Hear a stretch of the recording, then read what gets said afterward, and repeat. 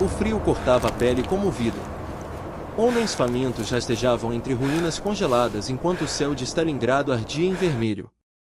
O som dos tiros nunca parava. Nem durante a noite. Nem durante os sonhos. Corpos permaneciam congelados nas calçadas, cobertos lentamente pela neve e pela fumaça. Soldados alemães morriam abraçados aos próprios rifles. Civis se escondiam em porões escuros, ouvindo paredes tremerem como se a cidade inteira estivesse desmoronando sobre eles. E no meio daquele inferno, uma pergunta começava a surgir. Como uma única cidade conseguiu se transformar no lugar mais mortal da história humana? Era 1942. A Segunda Guerra Mundial já consumia continentes inteiros quando o exército nazista avançou sobre Stalingrado, às margens do rio Volga. Hitler queria mais que uma vitória militar.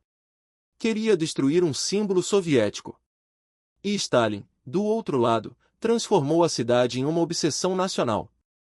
Nenhum passo para trás. Nenhuma rendição. O mundo acreditava que a Alemanha era imparável. A máquina de guerra nazista havia esmagado países inteiros em questão de semanas. Mas Stalingrado não era apenas uma cidade.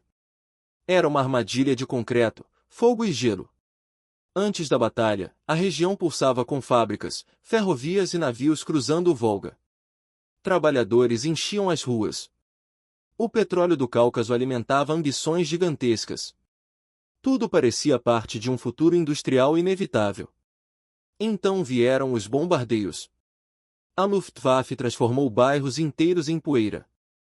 Mas as ruínas criaram o cenário perfeito para uma guerra brutal, corpo a corpo. Cada prédio virou uma fortaleza. Cada escada, uma sentença de morte. Os soldados passaram a lutar por metros. Às vezes, por um único cômodo. O inverno chegou cedo. E com ele, a fome. Tropas alemãs ficaram cercadas pelo Exército Vermelho. Sem comida. Sem combustível. Sem esperança.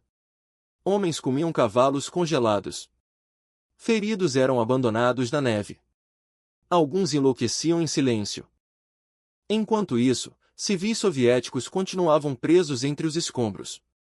Crianças morriam de frio. Mães cavavam abrigos com as próprias mãos.